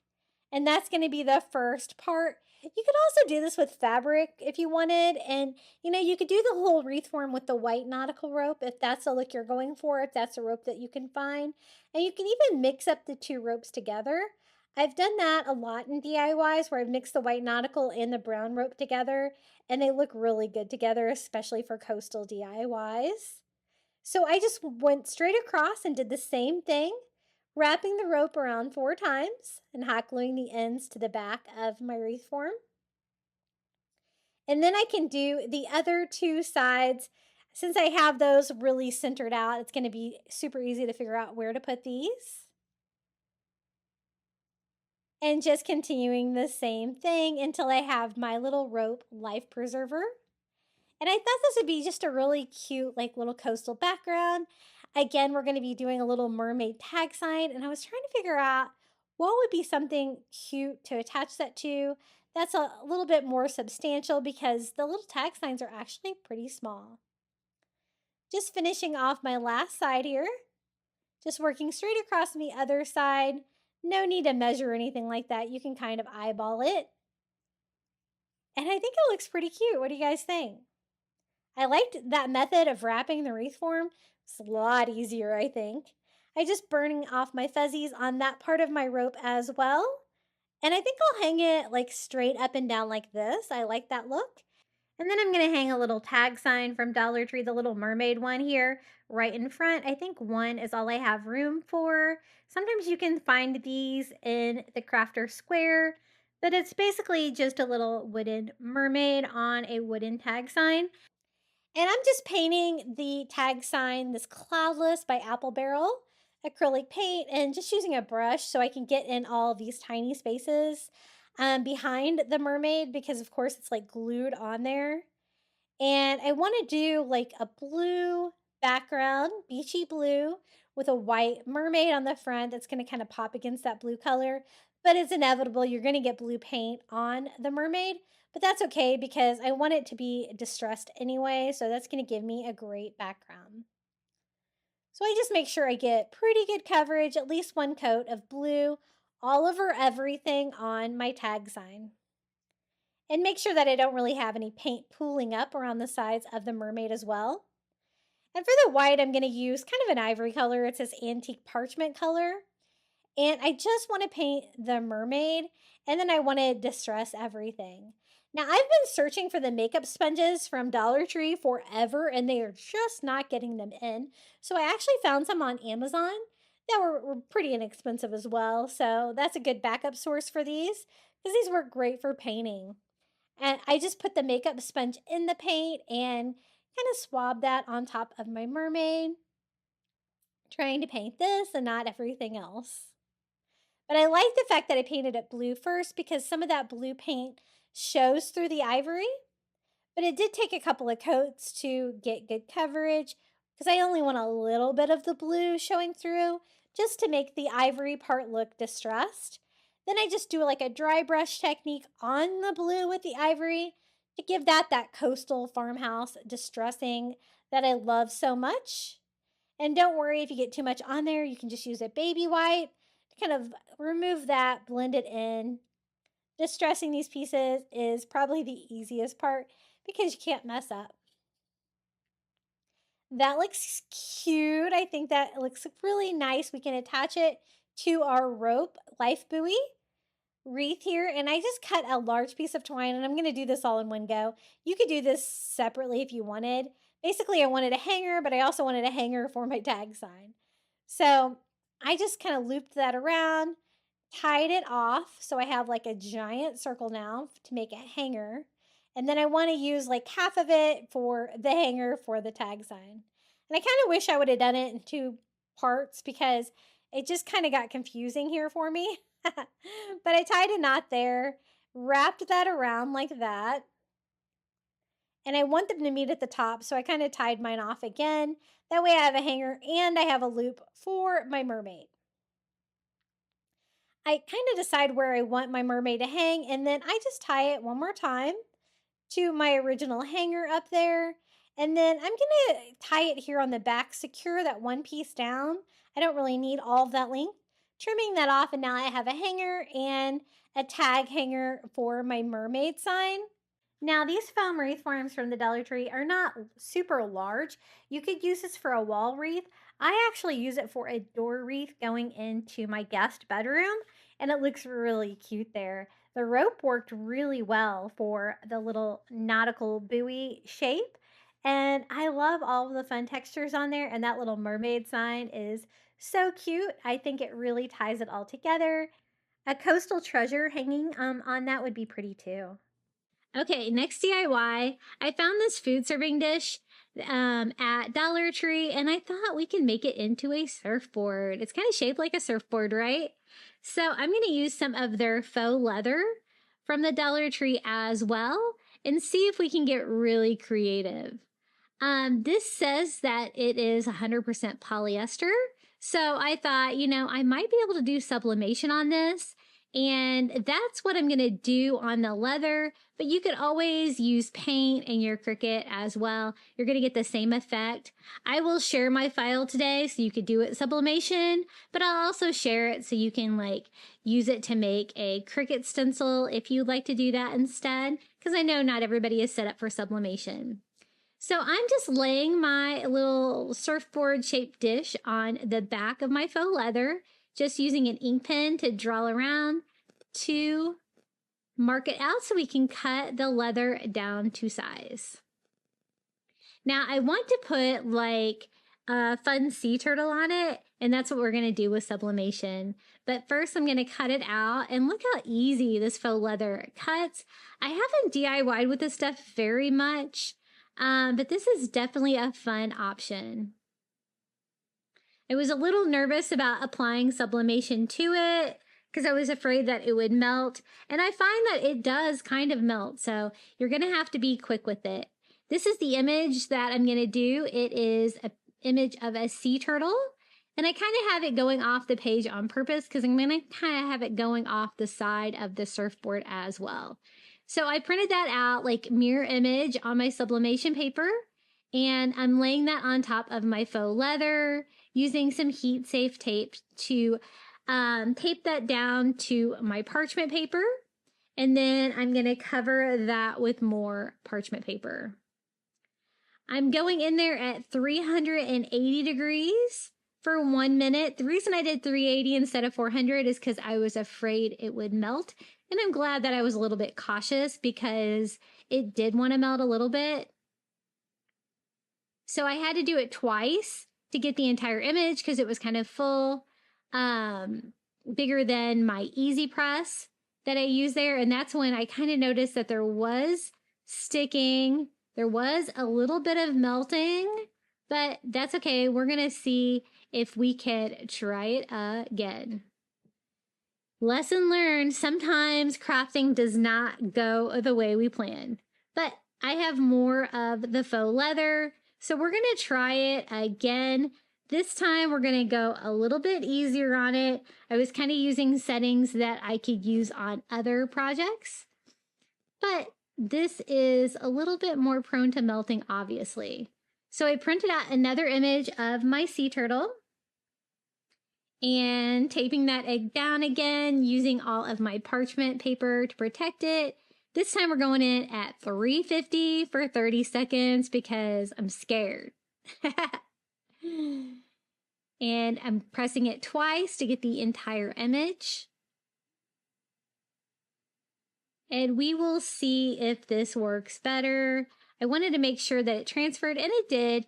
And as you can see, it's not like a real clean image transfer because I only did it for 30 seconds. But again, the melting, I kind of had to do it that way. But I kind of like it how it kind of fades in and out. I think that kind of looks cool, right? So now I'm going to lay my dish on top of the leather and using my pen again, just draw out the shape because this time we didn't cut it down to size first because, again, second attempt. I know you guys always say you like it when I include my failures in the videos because we all know it happens. It's always good to have a backup plan sometimes when you're trying something experimental like this. But now I'm just going to go ahead and cut that down again into the size for the surfboard. And I want to cover the entire dish like that. So what I'm going to do is go in with hot glue and glue all along the edges of my leather edge to edge. And then starting on the other side as well. I go ahead and glue all the way around, and then I wanted to frame it off with some of the nautical rope from Dollar Tree, the white rope, to finish off all the edges. It's going to kind of frame it out and cover up any of the crazy edges that might be exposed if you could see any of that print below. So I'm just going to go all the way around, hot gluing that in, and it covers like my cut edge too, so it's just going to make it look more finished. I get about here when I'm like, why did I not stuff this? Because I do want it to look, you know, like a surfboard, a little bit rounded on top. And right now it's like super flat on top. And so I do go back and stuff it a little bit just because I wasn't a big fan of the flat look at this point.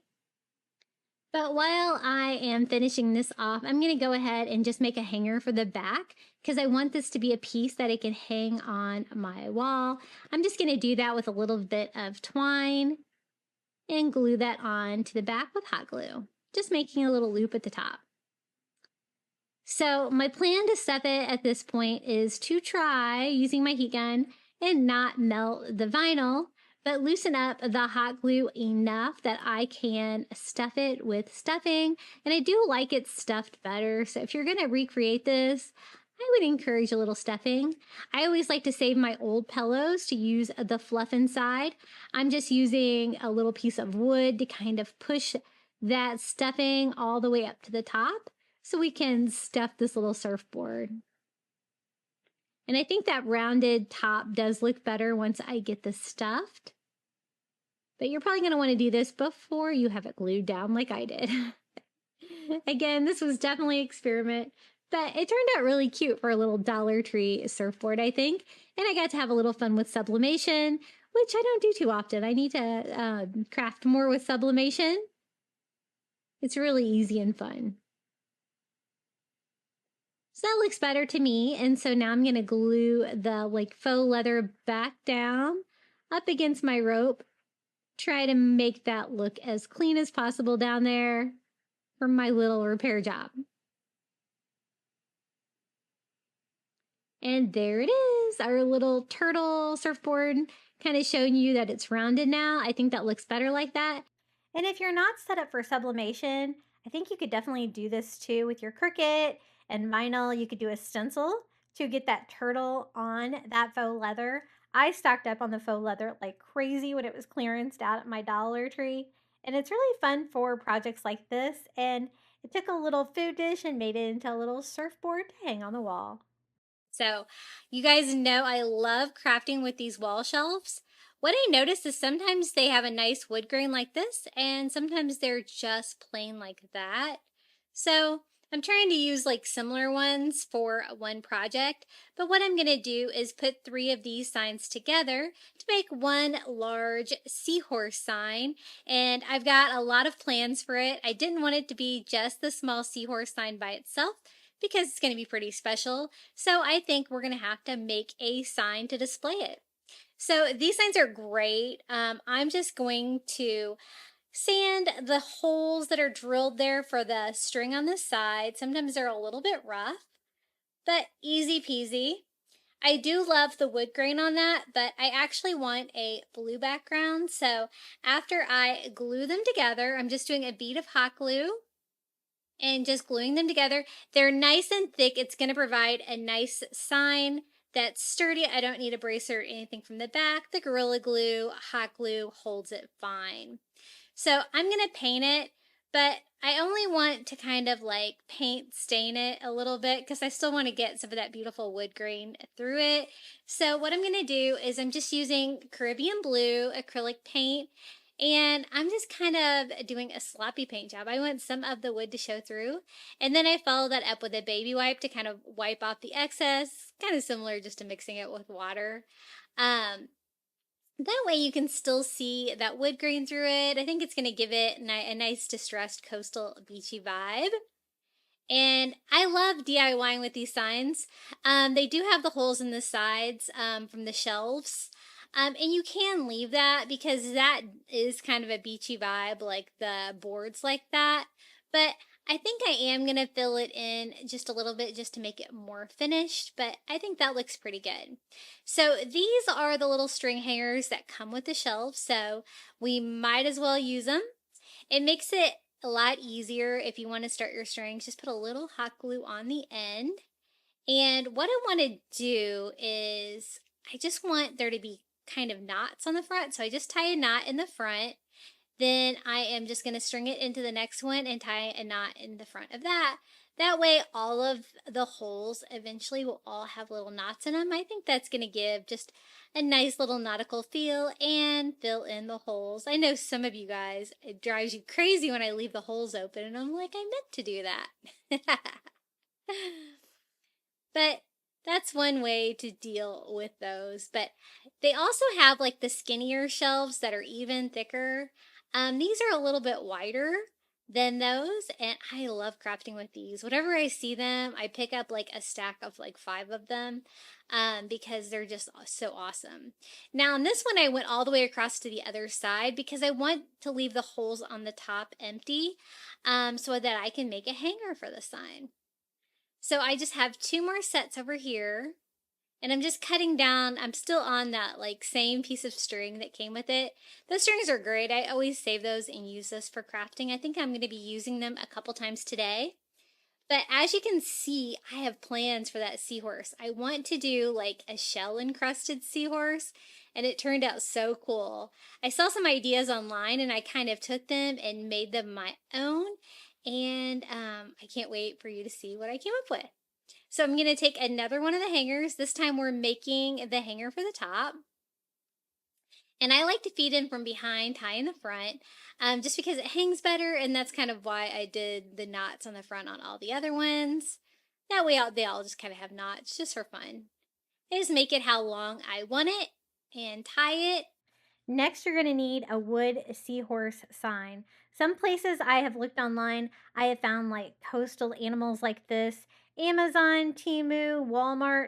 There's actually some websites that kind of specialize in these since Dollar Tree has taken away our wood shapes like this. But I absolutely love this DIY, so I definitely wanted to include it. It turned out so cool.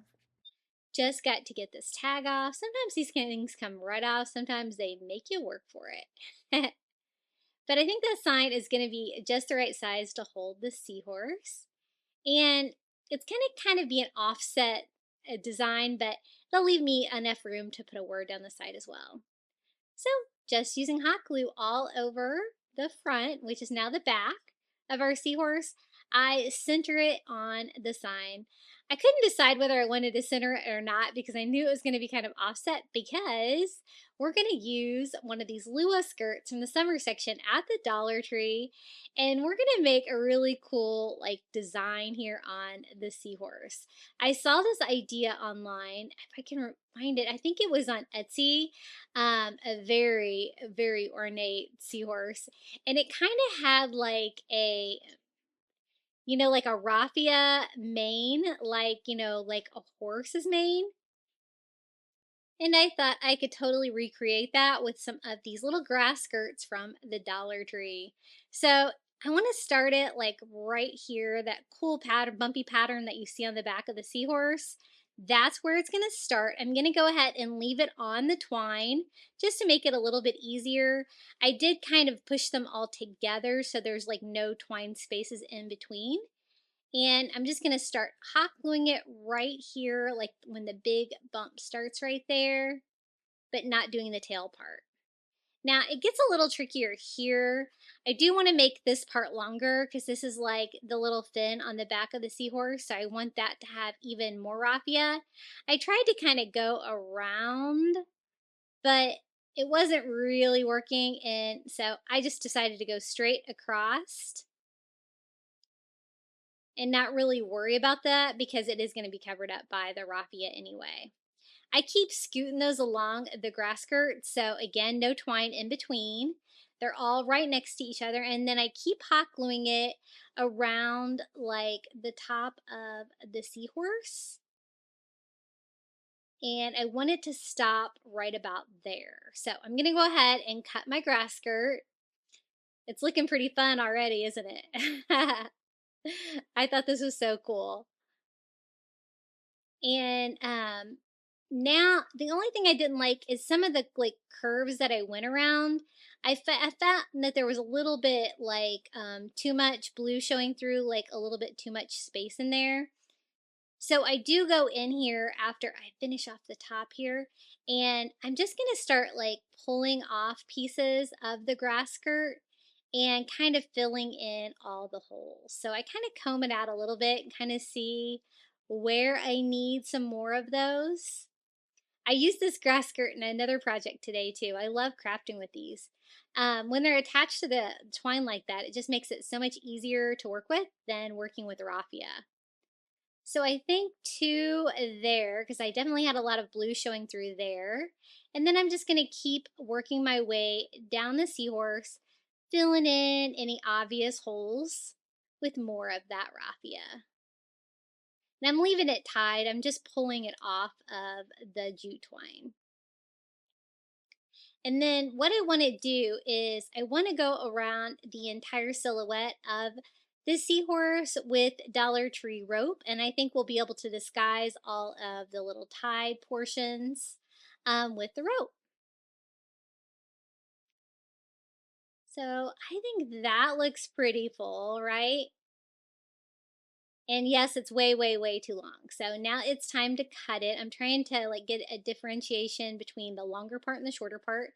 So this part of the mane is going to be short. And then I'm going to gather the part here where the fin is. And that one's going to be longer.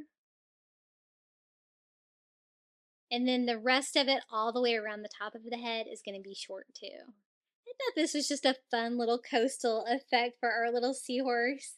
Kind of giving him a real like horse-like mane, but using some beachy raffia. So I'm digging it. This is the rope I'm going to use. It's a 9.5-foot decorative nautical rope from the Dollar Tree. This is the thinner one.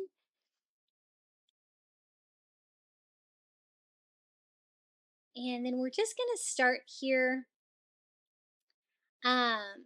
where there isn't any raffia. I thought it would be easier to start on the easier side here and go around the face. Now be careful putting down too much hot glue.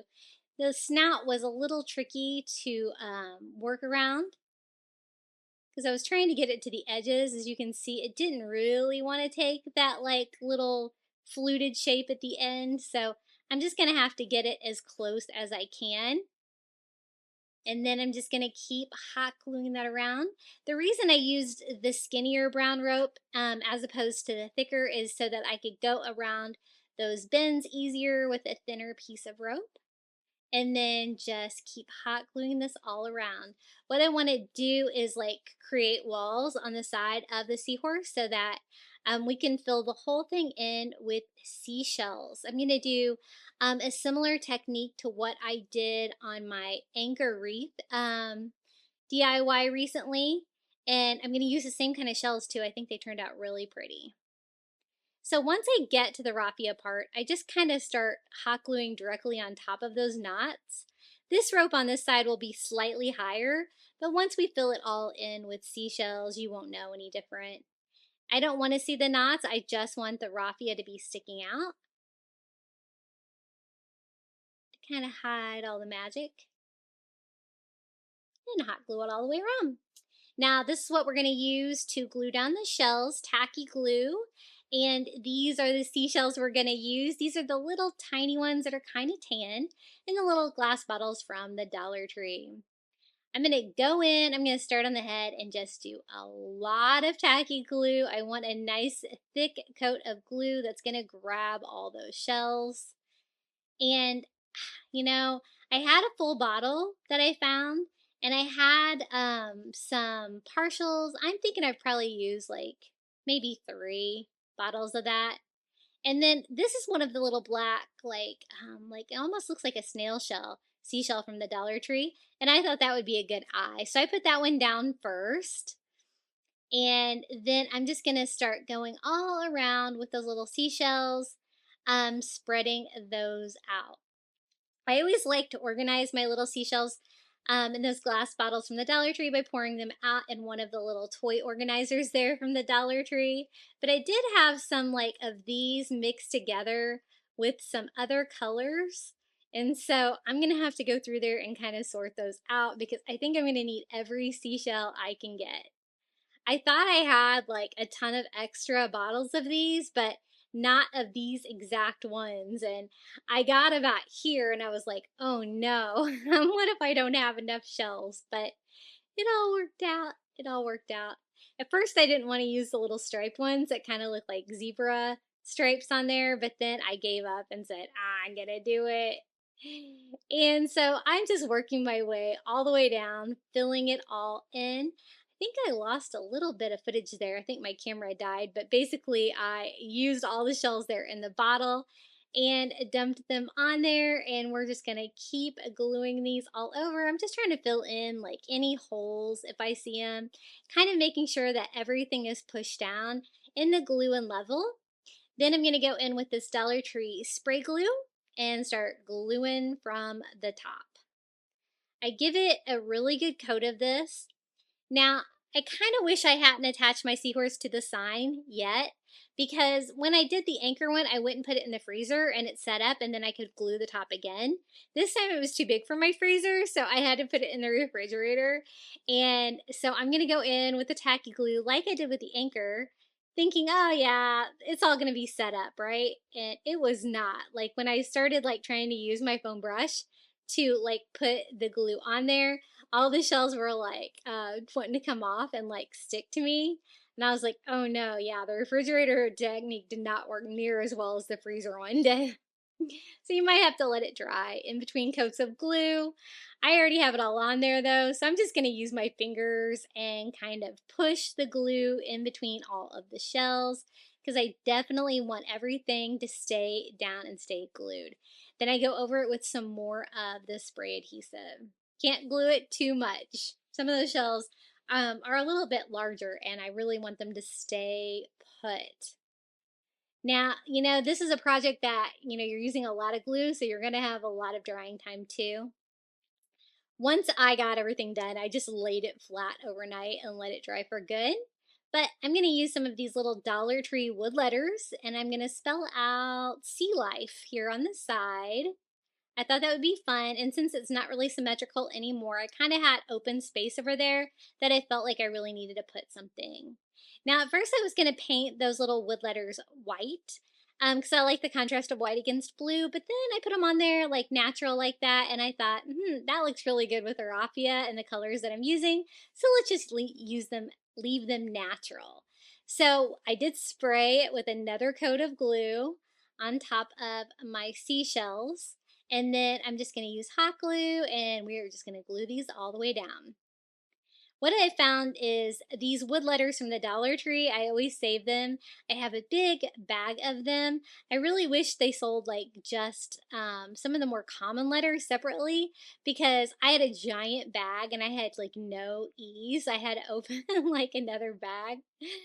And I'm like, I need just vowels, please. But I think that looks really good. And it was even easier because I didn't have to paint the letters. So I guess you wouldn't even have to have the wood seahorse shape really. If you kind of traced it out, you could glue the shells directly onto the wood signs. That might be a great option as well.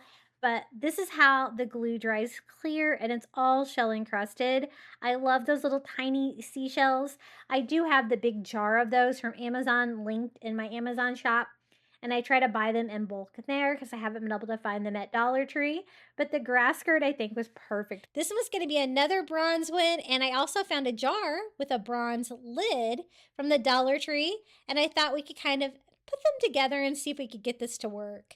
It's a square jar, and it's like very iridescent and really pretty. So I kind of take it apart. I pull the light out as much as I can get it. It doesn't have a lot of wire on there.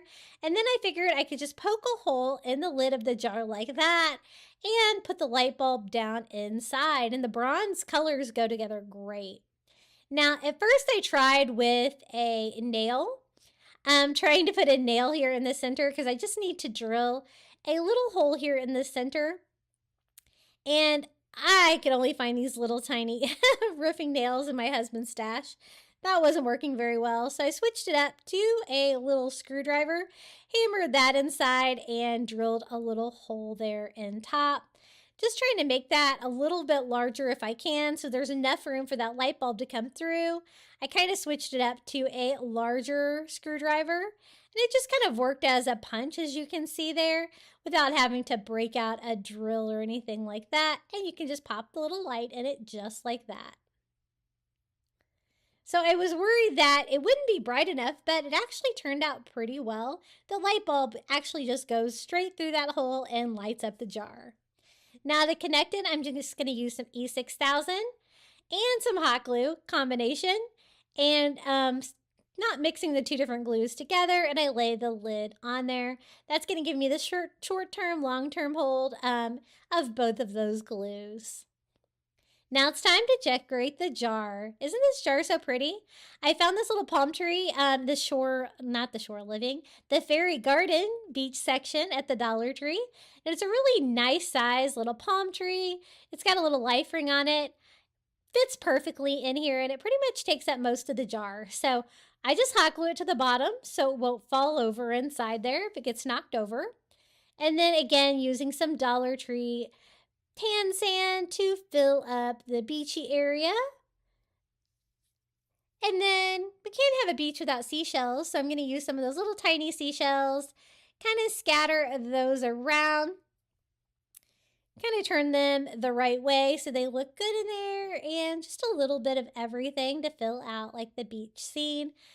The beach theme with these solar lights is just so much fun. You guys know I love beach or coastal theme for everything. So once I got the beach scene on there, I just screw the lid on the top of the jar. And then I thought it needed a little something to cover the sides of the solar light, just to give it a little bit more texture. So I'm just going to use some burlap. That same piece of burlap I had from earlier, I'm just going to cut down a strip of it by pulling out a strand and making just a burlap ribbon that is just the right size for the sides of that solar light. And it really did I know that they match like the bronze and the bronze, but it was just a little bit too much metal going on up here. And so I just attached the burlap ribbon that we made with some hot glue, wrapping that around the top, and just a perfect little bit of coastal texture that was needed on this solar light DIY. And I love creating solar light DIYs. They're one of my favorite things to craft with. But just using any of the jars from the Dollar Tree, you can definitely light them up like this. They usually definitely need charging outside. So this would be something really cute out of your porch or patio.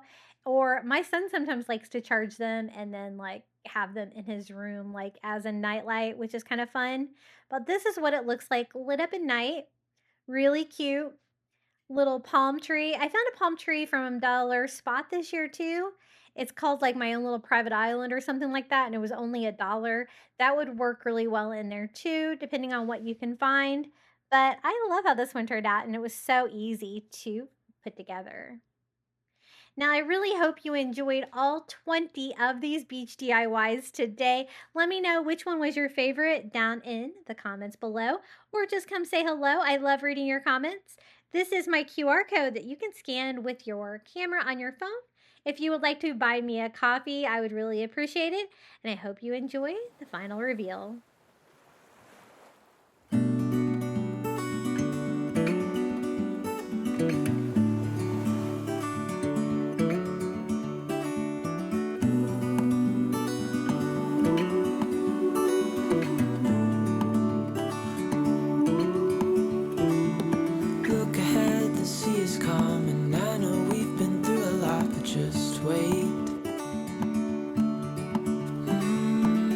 For better days to come and carry us like wind in our sails.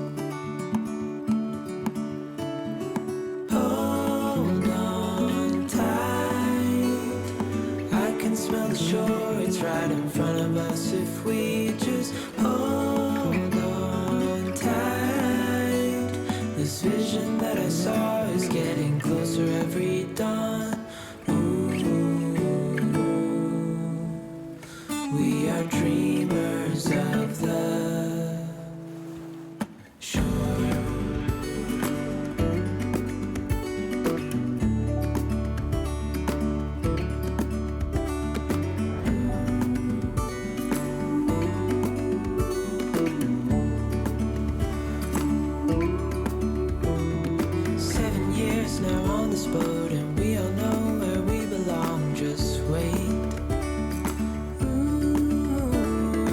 Wait for our home to show on the horizon. Soon we'll be there. Hold on tight.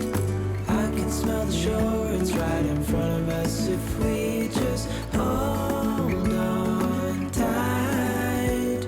This vision that I saw is getting closer every dawn. We are dreamers of the shore when we can't read the sky. We just sail with the wind that we've got. And when we're drowning in doubt, just keep on believing. We are dreamers of the shore.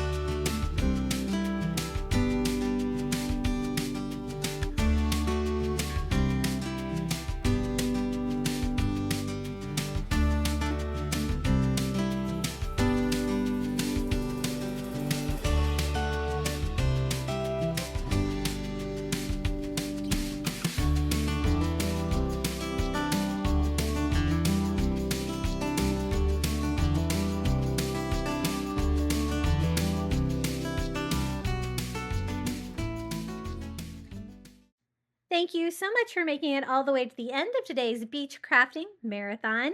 And I also would like to thank my YouTube members for supporting my channel. Thank you so much to Jamie Job, Janae Farrington, Pamelia Wren, Donna Schreiner, Maren Christensen, Adrian Brolt, Debbie Middleton, Red Mama, Renee Albanese, Powell Puppy Life, Jenny, Debbie Austin, Lizette Thomas, Amy Branham, Mary Renzel Park, Jennifer Diddy, and Karen Stanton. Thank you guys so much for your support. I really appreciate each and every one of you. If you would like some more beach Dollar Tree crafting ideas, be sure to check out one of these videos right here. And until next time, happy crafting!